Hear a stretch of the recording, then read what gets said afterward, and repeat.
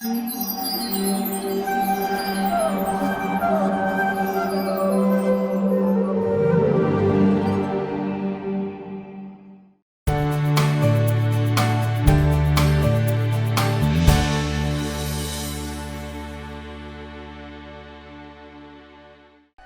Krishna.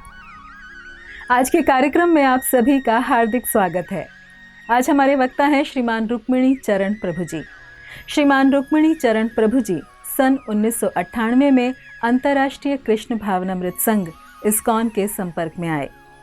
Pune college से अपना अध्ययन पूर्ण करने के पश्चात सन 2002 में उन्होंने इस्कॉन के संस्थापकाचार्य भक्ति वेदांत स्वामी श्रील प्रभुपाद के प्रिय शिष्य परम पूज्य गोपाल कृष्ण गोस्वामी महाराज से दीक्षा प्राप्त की। तत्पश्चात वे मंदिर के संचालन कार्यों में अपना सहयोग देते रहे व अनेक प्रचार कार्यों की भी अगुवानी की। सन 2006 में अपना संपूर्ण जीवन कृष्ण भावनामृत के प्रचार प्रसार करने हेतु उन्होंने आजीवन ब्रह्मचर्य आश्रम स्वीकार किया। बुक डिस्ट्रीब्यूशन तथा धामों की यात्रा कराने के साथ साथ वर्तमान में प्रभु जी भक्ति में अग्रसर होने हेतु इच्छुक भक्तों को आवश्यक मार्गदर्शन भी प्रदान करते हैं। तो आइए श्रवण करते हैं श्रीमान रुक्मिणी चरण प्रभु जी के श्रीमुख से। धन्यवाद। हरे कृष्णा। हरे कृष्णा। तो आप सभी दर्शकों का हार्दिक स्वागत है इस कक्षा में। तो हम अभी चर्चा करने जा रहे हैं श्रीमद् भगवद गीता के ऊपर। और आप जानते हैं ये ग्रंथ जो है बहुत ही प्रसिद्ध है भारत में और सबके घर घर में रहेगी। अभी आपके घर में है या नहीं है ये आप देख लीजिए, और अगर नहीं है तो नज़दीक के ही इस्कॉन के केंद्र में जाकर के इस भगवद गीता को आप प्राप्त कीजिए, जिसका नाम है भगवद गीता यथारूप। और यदि आपके नज़दीक में कोई ऐसा मंदिर नहीं दिख रहा है तो आप तुरंत इस्कॉन के किसी चैनल पर जाकर के या किसी माध्यम से यहाँ तक पहुँचिए और अपने घर में जो है भगवद गीता को प्राप्त कीजिए। तो ये भगवद गीता जो है श्रील प्रभुपाद जी के द्वारा लिखी गई है, जिसका नाम है श्रीमद् भगवद गीता यथारूप। और यह अनेक अनेक भाषाओं में है, हिंदी, मराठी, इंग्लिश, तमिल, उर्दू, अनेक अनेक भाषाओं में। तो आप जिस भी भाषा में प्राप्त करना चाहते हैं आपको ये प्राप्त हो जाएगी। इस भगवद गीता पे अनेक अनेक चर्चाएं हम कर रहे हैं कई दिनों से। तो इस भगवद गीता के विषय हैं, जिस विषय के नाम है ईश्वर, जीव, प्रकृति, काल और कर्म। ऐसे 5 विषय हैं। इन 5 विषयों पे हमने कुछ न कुछ चर्चा की है। तब ये 5वां जो विषय है जिसका नाम है कर्म। तो ईश्वर, जीव, प्रकृति और काल, इस पर तो हमने चर्चा की है। जैसे काल के बारे में हमने बताया कि समय जो है भगवान के ही द्वारा निर्धारित है। तो जो भगवान का भजन नहीं करता है उसे एक काल रूपी जो सर्प है वो निगल लेता है और अनेक अनेक कष्टों को प्रदान करता है। इसलिए हमें यही करना चाहिए कि हमें इस समय को जो है भगवान की सेवा में इस्तेमाल करना चाहिए।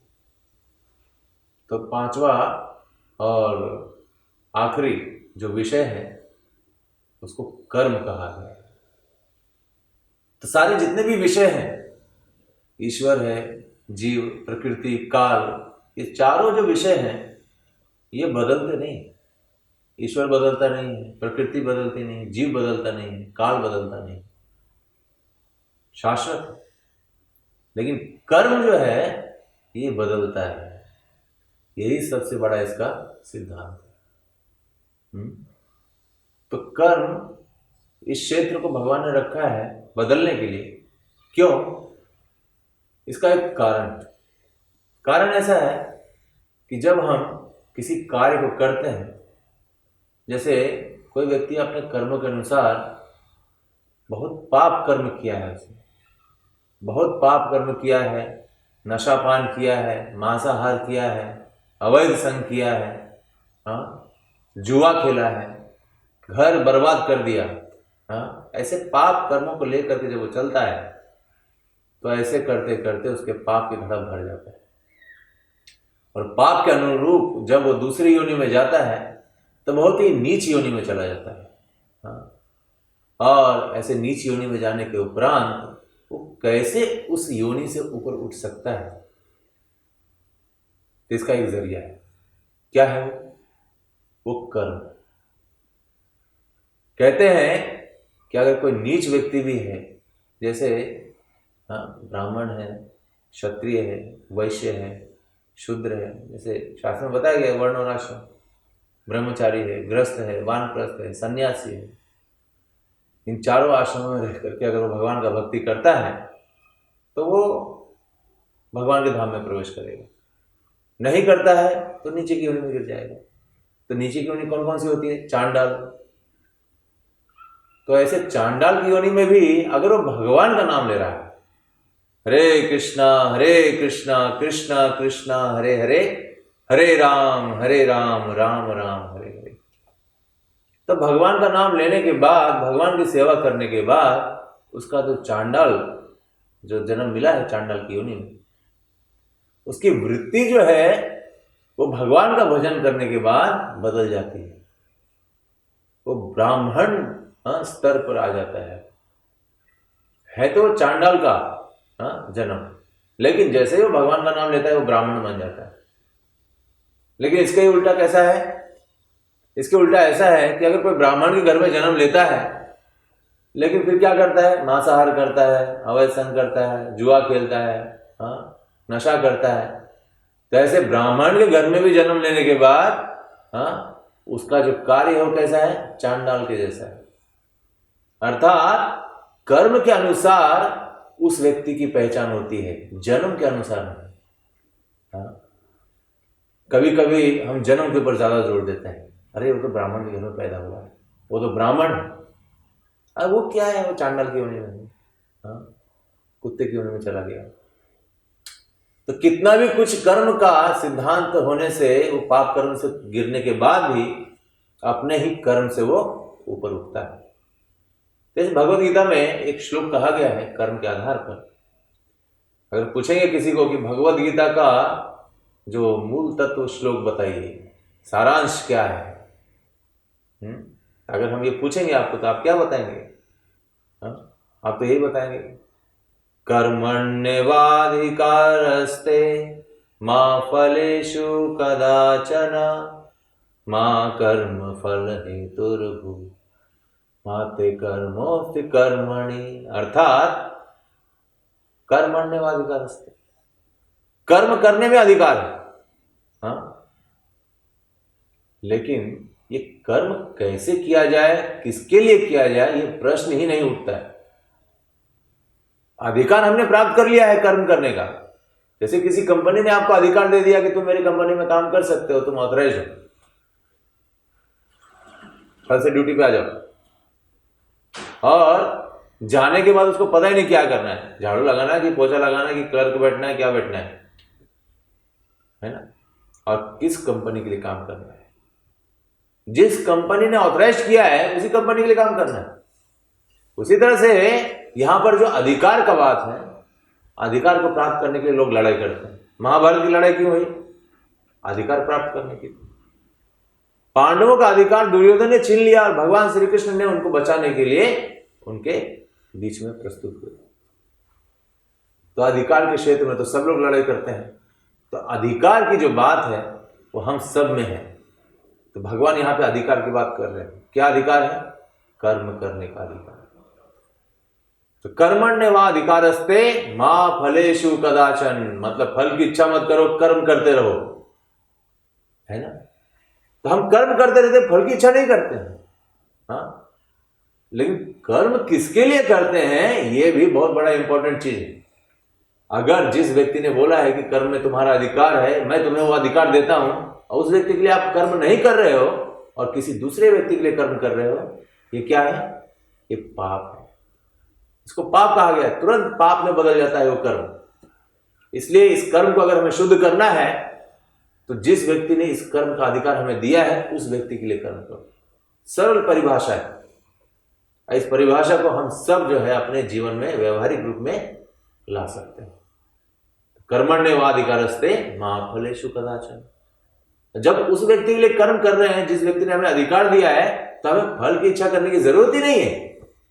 आप ये सोच लीजिए, जैसे उदाहरण के लिए पिताजी की दुकान रेडीमेड, बचपन से मेहनत करके बनाया है, आज वो दुकान जो है करोड़ों का आदान प्रदान कर रही है, समझिए।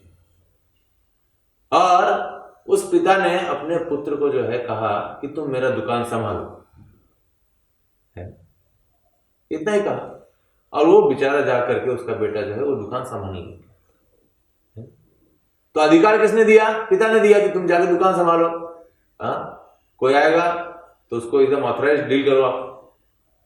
तो जब डील करने लगता है तो क्या समझ के डील करता है? वो ये डील करता है, ये समझ के डील करता है कि मेरे पिताजी ने दिया है मुझे अधिकार, तो मुझे मेरे पिताजी ने जितना अधिकार दिया है मैं उनके ही फायदे के लिए उस अधिकार का इस्तेमाल करूंगा और उनके लिए ही कर्म करूंगा। यही वास्तविक में ये कर्मण्येवाधिकारस्ते का अर्थ है। तो इस अर्थ को कुअर्थ मत कीजिए कि कोई भी काम करेंगे तो भगवान के पास जाएगा, ऐसा नहीं। वो पाप और पुण्य में बदल जाता है, और ये पाप और पुण्य भगवान के विपरीत कार्य करने से होता है। तो कर्म भी 3 प्रकार के होते हैं, है ना? कर्म 3 प्रकार के होते हैं। एक तो है कर्म, सबसे पहला, एक होता है विकर्म, और दूसरा होता है अकर्म। तो कर्म उसको कहा जाता है जो शास्त्र के अनुकूल किया जाता है। जैसे शास्त्र में कहा गया, जैसे एक को हमने पूछा कि भैया आप मांस खा रहे हैं, कहां लिखा है? बोले काली पुराण में लिखा हुआ है। हाँ, लिखा हुआ है कि मांस खाना है, तो मांस खाना शुरू कर दिया। तो उस व्यक्ति ने पूछा भजन करने के लिए कितनी बार लिखा गया है? बोले सारे शास्त्रों में लिखा गया। क्या भगवान का भजन करो, भगवान की पूजा करो, उनकी सेवा करो, वो क्यों नहीं कर रहे आप? तो अपनी इच्छा को पूरी करने के लिए कई लोग क्या करते हैं? शास्त्र का सहारा लेते हैं, और शास्त्र का सहारा लेकर के अपनी इच्छा को पूरी करते हैं, और क्या बोलते हैं? हम धार्मिक हैं। देखिए, ये व्याख्या कहां बदल गई? कर तो रहे हैं पाप और नाम ले रहे हैं शास्त्र का, ये गलत बात। तो इससे हमें क्या मिलता है? मिसगाइडेंस। दूसरी ओर जब हम विकर्म अर्थात शास्त्र में जो बोला गया है उसके विपरीत करना, पूरी तरह से विपरीत, और शास्त्र को, धर्म को छोड़ देना, जो मन में आया वो करते रहना, उसको बोलते हैं विकर्म। तो ऐसे कर्मों से व्यक्ति कहां पहुंचता है? सीधा नीचे की योनि में पहुंच जाता है। इसलिए ये विकर्म कर्म हमें त्याग देना चाहिए। तीसरा है अकर्म। ये कर्म और विकर्म से ये अकर्म सबसे श्रेष्ठ है, क्योंकि अकर्म का मतलब कोई कर्म करना ही नहीं। जैसे आपको कोई बोले कि घर में बैठो, कोई काम मत करो, तो आप तो बोलेंगे बड़ी बढ़िया है, हाँ इतना बढ़िया है कि चलो भाई खाने के लिए मिलेगा, सोने के लिए मिलेगा, कुछ काम करने के लिए नहीं बोल रहे। लेकिन यहाँ पे अकर्म की परिभाषा यह है कि आप किसके लिए कर्म करो? उस व्यक्ति के लिए जो इन तीनों गुणों से परे है, सारे कर्मों से ऊपर है। उस व्यक्ति के लिए कर्म करोगे तो वो कर्म अकर्म में बदल जाएगा, अर्थात आपके ऊपर उसका कोई इफेक्ट नहीं पड़ेगा। जैसे इसका उदाहरण दिया जाता है कि कोई गवर्नमेंट का सैनिक है और देश के लिए लड़ाई कर रहा है, तो लड़ाई करते हुए कितने लोगों को मार दिया उसने, कितनी गोलियां चली, कितने लोगों को मार दिया उसने, और गवर्नमेंट ने क्या किया? उन सारे लोगों को जितना भी ज्यादा मारा है उसके लिए उन्होंने इनाम दे दिया, उसको मेडल दे दिया कि भाई तुमने इतने लोगों को मारा है, तुम्हारे लिए ये मेडल है। क्यों भाई? उसने तो मारा है, तो सजा मिलनी चाहिए, जेल में जाना चाहिए। लेकिन किसके लिए मारा? गवर्नमेंट की भलाई के लिए, अपने देश के लिए। तो अपने देश की रक्षा करने के लिए जब उसने अपना बंदूक उठाया, तो बंदूक उठाना उसका क्या हो गया? अकर्म हो गया, कर्म नहीं हुआ, उसका रिएक्शन नहीं आया, उसको तो इनाम मिल गया। वैसे जब हम अकर्म करेंगे, भगवान के लिए कर्म करेंगे, भगवान की सेवा करेंगे, तो वो हमारा क्या होगा? सबसे बड़ा इनाम होगा। इसलिए कर्म की व्याख्या में कर्म बदलता है। अगर हम भगवान की सेवा करेंगे तो हम अच्छी गति प्राप्त करेंगे, अगर हम माता पिता की सेवा करेंगे अच्छी गति प्राप्त करेंगे, समाज की सेवा करेंगे, कुआं खुदवाएंगे, गार्डन बनाएंगे, बच्चों के लिए फैसिलिटी देंगे, हाँ इन सारी चीजों को करेंगे तो हमें अच्छा पुण्य मिलेगा। लेकिन हम किसी को अगर तंग करेंगे, हाँ किसी के अच्छे चीज को हम बिगाड़ेंगे, तो हमारा ही बिगड़ जाएगा। ये कर्म का रिएक्शन बड़ा ही क्या है? गुह्य है। तो इस कर्मों के रिएक्शन से अगर हमें बचना है तो हमें केवल एक ही चीज करना चाहिए कि हमारे सारे कर्म जितने भी हैं हम करते हैं, सोने से लेकर उठने तक, ये सारे कार्यों को हमें भगवान को समर्पित कर देना चाहिए और माता पिता की, घर की, समाज की सेवा में लग जाना चाहिए। यही वास्तविक में कर्म है। और कर्म ये सबसे बड़ा सिद्धांत है। कर्म के आधार पर ही चुनाव होना चाहिए। कर्म के आधार पर ही अगर हम अपने पुत्र को अच्छी शिक्षा न दे पाए और आगे जाकर के वही पुत्र हमारा नुकसान कर दे, इसका अर्थ क्या है कि उसके कर्म बिगड़ गए। उसने अपने कर्मों को जो है पूरी तरह से बिगाड़ दिया है और उसी का फल यह है कि वो व्यक्ति हमारा नुकसान कर रहा है। तो हम अगर किसी अच्छे शिक्षा से अपने बच्चों को पालन पोषण करें तो उसके कर्म अच्छे बनेंगे, और जब उसके कर्म अच्छे बनेंगे तो उसके कर्म के अनुसार उसके इर्द गिर्द जितने भी चीजें हैं वो सब अच्छी होगी। वो माता पिता की सेवा करेगा, घर गृहस्थी को संभालेगा और जिम्मेदारियों को पहचानने के बाद बहुत ही अच्छे तरीके से अपने जीवन को जिएगा। ये कर्म जो है, कर्म का सिद्धांत भगवद गीता के अनुसार हम देख सकते हैं कि जो धृतराष्ट्र और पांडव, ये दोनों का सबसे बड़ा युद्ध है। पांडवों का और कौरवों का जो युद्ध हुआ है ये कर्म का क्षेत्र का ही प्रधान है। तो इसका सबसे बड़ा उदाहरण है संगति। कर्म जो है संगति से बदलती है, एसोसिएशन जो संगति है उससे हमारा जो कर्म है वो क्षेत्र बदल जाता है।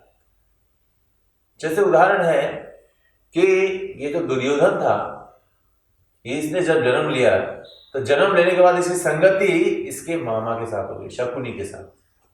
इतना ज्यादा घुल मिल गया वो कि घुलने मिलने के बाद उसके ही चेतना से कार्य करने लग गया। वो जैसा बोलता था वैसे कार्य करता था और उसकी बुद्धि पूरी तरह से क्या हो गई, दूषित हो गई। जैसा शकुनी की बुद्धि थी वैसे दुर्योधन की भी बुद्धि हो गई, केवल संघ के प्रभाव से। और यहां पे हम देखते हैं पांडवों के क्षेत्र में, पांडु उनके पिता, पांचों पुत्र के पिता पांडु, जब उनकी मृत्यु हो गई केवल उनकी माता कुंती बची। और कुंती ने अपने पांचों बेटों को कितनी अच्छी शिक्षा दी, कितना धर्मपरायण बनाया और इतने असुविधा में रहने के बाद भी उन्होंने धर्म को नहीं छोड़ा। कितनी बार तो दुर्योधन के माध्यम से उनको अनेक तकलीफ दी गई, उनको मारने का प्रयास किया गया। जब भीम को खीर दे करके, जहर दे करके जब मारने का प्रयास किया गया तो यमुना नदी में जाने के बाद उनको तो और 10,000 हाथी का बल प्राप्त हो गया। कहने का अर्थ है कि जहां पे भगवान कृष्ण होते हैं वहां पर उनके भक्तों की रक्षा करने के लिए वो खुद वहां पर समर्पित होते हैं। उनके भक्तों को कुछ बिगाड़ नहीं सकता है। लेकिन अर्थात दुर्योधन जैसा व्यक्ति भी भगवान की संगति लेकर के भी ऐसे कुसंगत से दूर नहीं हो पा रहा है। अर्थात भगवान श्री कृष्ण ने उनको अनेक बार दुर्योधन को समझाने का भी प्रयास किया है अलग अलग तरीके से, लेकिन उसने शकुनी का साथ छोड़ा नहीं।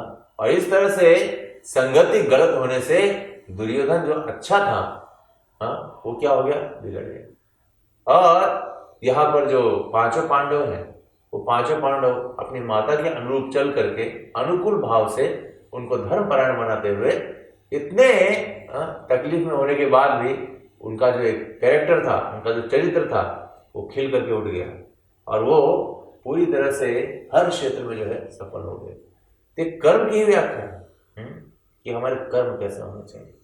और एक चीज है कर्म के क्षेत्र में कि हम तो कर्म करते ही हैं, और कर्म ये हमारा जीवन का एक सिद्धांत हो गया है। दुकान जाना, घर आना, दुकान से कितना प्रॉफिट है, ये सब कर्म में आता है। जितनी भी चीजें हम करते हैं वो सब कर्म है। तो कर्म को कैसे हम शुद्ध करना चाहिए, यही वास्तविक में जीवन का क्या है, आधार है। हम अपने जीवन को शुद्ध करना ही ये सबसे बड़ा मूल्यवान जो तत्व है, ये हमें सीखना है।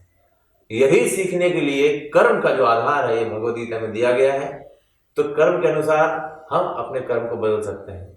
अगर आज आप अभक्त हैं, भक्ति नहीं कर रहे हैं, माता पिता की सेवा नहीं कर रहे हैं, समाज की सेवा नहीं कर रहे हैं, आप तुरंत इस कर्म को बदल सकते हैं। कैसे? अच्छी संगति से। तो संगति अच्छी कीजिए और अपने कर्म को बदलिए, यही सिद्धांत है। ऐसे सिद्धांत को अपने जीवन में अपनाइए। तो अच्छे लोग मिलेंगे कहाँ? ऐसा कहा गया है कि अच्छे लोगों में, जिसको अंग्रेजी में कहा गया जेंटलमैन। तो हमारे इस्कॉन के जो आचार्य हैं श्रील प्रभुपाद जी, उनको पूछा गया कि जो भगवान के भक्त होते हैं उनको क्या कह के बुलाना चाहिए, क्या पुकारना चाहिए उनको। क्योंकि अनेक अनेक लोग अनेक अनेक डिग्री हासिल किए हुए हैं, कोई इंजीनियर है, कोई डॉक्टर है। प्रभुपाद जी ने कहा कि इतने सारे डिग्री लेने के बाद भी अगर वो भक्त हैं तो जेंटलमैन है, और इतना सब होने के बाद भी अगर वो भक्त नहीं है तो क्या है? मेंटल मैन, यानी मन की बात सुनने वाले। इसलिए अपने कर्मों को अगर मन के अनुसार चलाओगे तो वो स्थान जो है आपको कहां लेके चला जाएगा? नीचे की योनि में। लेकिन अगर हम उसी कर्म को भगवान के आज्ञा अनुसार चलाएंगे तो कर्म हमें कहां लेके चला जाएगा? अच्छी गति में। इसलिए कर्म का सिद्धांत जो है बड़ा ही गुह्य है, गहन है, और कौन कौन से कर्म का भोग रहा है ये पता नहीं है किसी को। एक हम उदाहरण देकर के इसको समझाते हैं आपको। उदाहरण ऐसा है कि दो मित्र थे और एक अधर्म कर रहा था, एक धर्म कर रहा था। दोनों ने बिजनेस शुरू किया, और दोनों ने जब बिजनेस शुरू किया तो शुरू करने के बाद जो अभक्त था उसका बिजनेस बढ़ने लग गया, और जो भक्त था उसका बिजनेस घटने लग गया। दोनों गए साधु के पास, भैया ऐसा कैसे हो रहा है? मैं तो भगवान का भजन करता हूं, मेरा बिजनेस कैसे घट रहा है? मेरा तो बिजनेस क्या होना चाहिए? बढ़ना चाहिए। और वो जो है मेरा दोस्त, वो भजन करता नहीं, कुछ करता नहीं, मंदिर जाता नहीं, उसको नाम भी पता नहीं क्या है भगवान का, और उसका बिजनेस बढ़ रहा है। तो साधु ने उस व्यक्ति को कहा, कौन से व्यक्ति को? जो भक्त था। उसको कहा कि उस व्यक्ति का जो पुण्य है वो क्षीण हो रहा है। पुण्य बहुत पहले किया है उसने, पिछले जन्म में इतना पुण्य किया है कि उस पुण्य के बल पर उसको सब कुछ मिल रहा है, लेकिन भगवान का भजन न करके क्या कर रहा है? वो अपना पुण्य घटा रहा है। और तुम्हारा जो पूर्व कर्म है उसके अनुसार इस समय तुम्हें कुछ नहीं मिल रहा है, लेकिन क्योंकि तुम धर्म कर रहे हो तो आपका पुण्य बढ़ रहा है। अर्थात हम अपने पुण्य को घटाते हैं या बढ़ाते हैं, यह हमारे कर्म के ऊपर आधारित है, और यही कर्म हमें क्या करेगा? अच्छी गति और दुर्गति को प्राप्त करवाएगा। तो ये हमारा चुनाव है कि हम किसकी संगति करें, कैसे कर्म करें, किसके लिए कर्म करें, और ये सारी चीजें हम खुद ही डिसाइड करना है। तो जब हम खुद इस चीज का डिसीजन लेंगे तभी हम वास्तविक में अपने कर्म को जो है सही दिशा दे सकते हैं। तो शास्त्र अनुसार भगवान कहते हैं कर्मण्यवाधिकारस्ते महाफलेषु कदाचन, अर्थात मेरे लिए कर्म करो और फल की इच्छा मत। तो भगवान की सेवा करो और सुखी रहो। हरे कृष्णा कृष्णा कृष्णा हरे हरे, हरे राम राम राम हरे हरे। बहुत बहुत धन्यवाद। हरे कृष्ण। ऐसे ही और भक्तिमय कार्यक्रमों के लिए देखिए हरे कृष्णा टेलीविजन। इसे प्राप्त करने के लिए आप अपने केबल अथवा DTH ऑपरेटर से संपर्क करें तथा और अधिक जानकारी के लिए आज ही डायल करें 8767 845 845।